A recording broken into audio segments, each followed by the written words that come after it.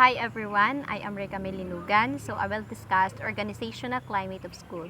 So I will discuss first climate. So what is climate? So the term climate is coined to refer to the general feeling or tone of persons in group towards each other and some of the attitudes they reveal in their behavior. So for short, it is the general feeling or tone of a person which he or she reveal and then the next one is organization. So organization differs in many aspects, their goals, ethnic compositions of their popular. So and then the example for this, for example, in one organization member seem relaxed and at ease with each other, while in another we may find a greater tension which is seen on member faces, their speech and how they work. So we organizational climate, so we can makikita naman natin to for example in works, so in group activity. So meron talaga makikita natin na may relax, may ibang members na relax, may ibang members din na makikita natin yung tension sa pamamagitan ng facial expression ng kanilang mga mukha. And then the next one, I will discuss organizational climate. So organizational climate, it is concerned or focused with large unit. And then it is influence the members' behavior and attitude. And then the next one, I will discuss the meaning of organizational climate. So, it is the set of internal characteristics that distinguish one school from one another and influence the behavior of members. So, for this, it is the characteristic which is distinguished from one school. So, kung ano yung makikita sa isang school, so, parang, example, di ba, kung may makikita tayo sa ibang school na organize, or kung ano yung mga behavior or ano mga sistema doon, so, maari rin nating gayahin at gayahin sa ating school. So, the personality is to individual and climate is the organization. And the next one, there are it is the types of organization. So organization has two types, which is the open school climate and closed school climate. So the first, I will discuss first an open school climate. So an open school climate, it is characterized by teachers' relations that are professional, collegial, friendly, and committed to the education of students. So, for short, it is open to all. So the principal or all of the teachers were open to each other. So, they are friendly, they are professional enough. Basta dito talaga yung parang open sa lahat. So, they work together for the good of the student. So, it is depict a situation which has relatively more openness. So, the second one is closed school climate. So, closed school climate. So, for the word school, close, so it means it is parang close talaga siya. So, the most closed climate and the latest genuine, and it's characterized the other extreme of the climate spectrum. So, ibig sabihin na parang walang pakialam yung ibang teachers or yung principal sa mga teachers. So, parang he will go by the books rather than to get involved personally with teachers and problems. So his words are hollow and himself passes little thirst, and he does not motivate the teacher by setting good personal example. So yung parang walang pakialam ng principal But instead, yung parang nagbibitaw siya ng mga salita na hindi maganda, na hindi nagmo-motivate sa mga teachers. And then the next one is dimension of organizational climate. So I will discuss principals behavior. So in principals behavior, it is the principal will listen to and concept teacher suggestion. So parang open siya, support siya sa mga teacher. So ang principal dito open siya to listen to everyone, to other teachers, and then he will accept teacher suggestion. And then the second one is the second dimension of organizational climate is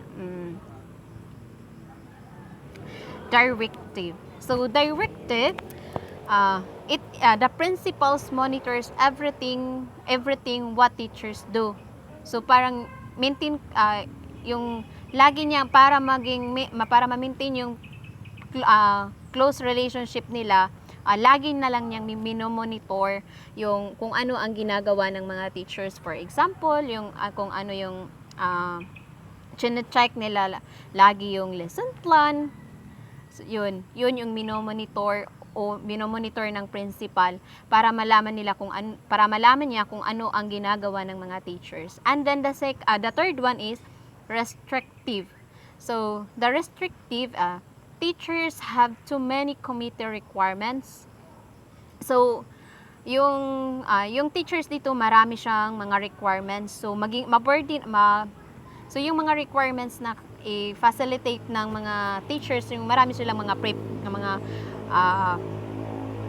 paperworks which is burden para sa kanila. So palaging busy yung teachers dito kasi marami silang mga requirements na i-facilitate sa mga teachers. And then the fourth one is colloquial. So colloquial, it is the teacher's behavior, of course, na nabibilong pa rin yung colloquial sa teacher's behavior. So in colloquial, for short, the teachers respect the professional competence of their college. So they are open to support, and yung parang meron sila interaction, parang nirerespeto nila kung ano yung makakaya, kung ano ang competence ng isang professional. Sila ay professional din. Parang nare-respeto nila kung ano ang kayang gawin ng kanilang kasamahan. And then the next one is intimate. So intimate, the teachers socialize with others. So sa intimate, yung they are yung lahat ng teachers are open. So they are respecting and they are socializing to each other. So parang they are kahit para maging strong ang network, they are supporting each other, and the teachers are para masuportahan, para mapakita nila yung support, they are socializing to each other para they can form intimate relationship towards each other. And then the next one is disengage. So the disengage, it is the teachers rumble when they talk at faculty meetings. So they are yung parang yung mga teachers parang naging marites din sila when they are in faculty meetings. Yung parang kung ano yung mga gusto nilang ipalabas, pinapalabas nila. Yung minimitingan nila lahat, kung ano yung mga basta lahat pinapakita nila yung gaya ng mga kung ano ang gagawin nila sa school or ano yung kanilang plano. So yun ang ginagawa nila during meeting. And then the next one is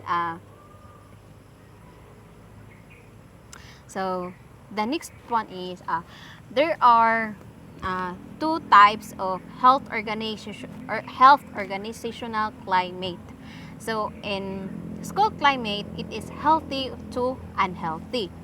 So the first one is a healthy school climate. So a healthy school climate. So the principal has influence with superiors, gets needed resources, and has an integrated leadership style that is concerned with both the task at hand and the social well-being of teachers. So in healthy organizational climate, so the teachers characterize integrity, and then the principal influence with superiors, and then ang main focus nila is nag-concern sila sa both task at hand and social well-being of teachers. And then the second one is unhealthy. So in unhealthy climate, it is the principal has little influence with superiors. Resources are scarce, and the principals neither set direction nor is support teachers. So in this organizational climate, so in unhealthy, so for galing na lang sa word na unhealthy. So ibig sabihin, ang principal dito ay mayroong little influence galing sa superior. So kung yung resources niya is, kung ang influence niya is little, and then yung resources niya is little too, and then yung maliit lang din yung mababahagi niya na direction and support sa teachers. Then the next one is I have four dimension and sample of the organizational health inventory. So the first one is institutional vulnerability. So here in institutional level, it is refers to the educational settings. A few vocal parents can change school policy, and then the school is vulnerable to outside pressures. And then the second one is principal level. So here in principal level, collegial leadership. Here, the principal treats all faculty members as equal. So they are open to react or to treat each other, because the principal itself treats all the faculty members as equal. So walang superior and walang yung mababa yung kanilang professionalism. And then the third one is belong pa rin siya sa teacher's level, professional teacher behavior. So here, it is the teachers respect the professional competence of their college. So, parang lagi nilang, yung teachers dito, they are respect each other, they respect the professionalism competence of individual, especially their college. And then the fourth one, the student level. So the student level is belong siya sa achievement press. So here, the student level, the school sets high standards for academic achievement, and then academic achievement is recognized and acknowledged by the school. So, yung achievement, yung palaging tinutupok, yung tinitingnan or yung fino-focus dito fino-focus ng school is academic standards. So mataas yung academic standards ng school for academic achievement. And then so it means yung student talaga mag-persist siya to strive to achieve the high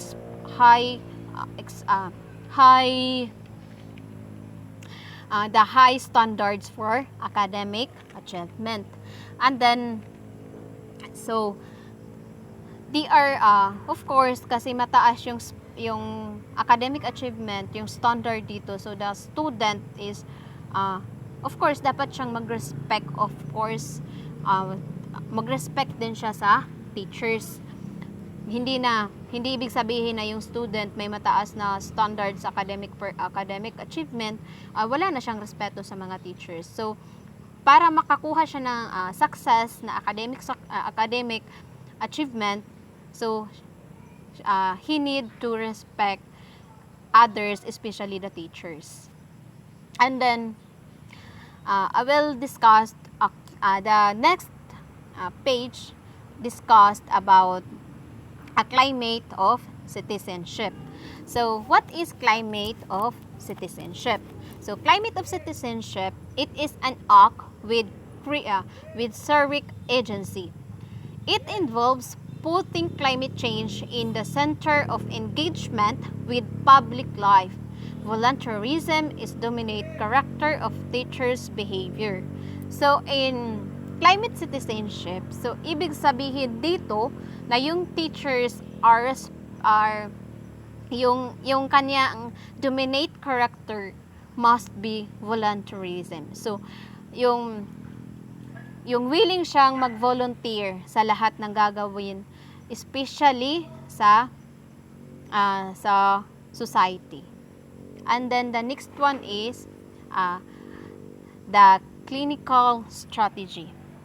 So what is clinical it is a culture versus climate. So culture is shared norms, values, tacit and expression. So yung culture, alam naman natin na yung culture, nag-share talaga siya ng norms, values. So saan natin makukuha yung values natin? Of course, makukuha din natin yung values natin galing sa culture. Kasi kung ano yung culture natin, dapat yun yung ating i-express. 'Di ba? And then, the next one is, climate is perception of behavior. So, ang ibig sabihin dito na it is relatively ensuring quality of the school environment that is experienced by participants. So, ibig sabihin na yung school environment dapat may ma-experience yung mga estudyante na yung parang may activity talaga na kayang dapat i-engage yung mga estudyante, na dapat meron siyang ma-experience sa environment. And then the next one is improving organizational climate. So I have two change strategy. So the first one is the clinical strategy, and then the second one, the growth-centered strategy. So I will discuss first the clinical strategy. So what is clinical strategy? So clinical strategy, it is a form of interpersonal communication between two people, a teacher and a learner. The teaching-learning process is a human transaction involving the teacher, learner, and learning group in a set of dynamic relationship. So, ibig sabihin na yung the clinical strategy, so it has two interpersonal communication which is between two people. So, ang two people na pinag-uusapan dito ay ang teacher and a learner. So, the teacher are prescribing. So, ibig sabihin ng prescribing, yung nagti-teach siya sa learner. Nag-prescribe siya kung ano yung gagawin, and then in-evaluate niya kung ano yung kalabasan ng kanyang prescribe sa estudyante. And then the second one is growth-centered strategy. So what is growth-centered strategy? So growth-centered strategy, it is the teachers have high potential for the development and implementation of change. So ang teacher dito ay may potential, high potential siya para mag-develop and para sa implementation of change. So the teacher here change the direction of the student. So meron siyang potential para i-develop kung ano yung direction na mapupuntahan ng estudyante. And then the next one is, the last one is of course, the meaning of growth. So, change should imply progress. So, the teacher have high potential for the development. Yun yung sinasabi ko kanina. Yun yung diniscuss ko. So, na dapat yung teacher may high potential para sa implementation, sa growth changes of a student. So, that's all. Thank you.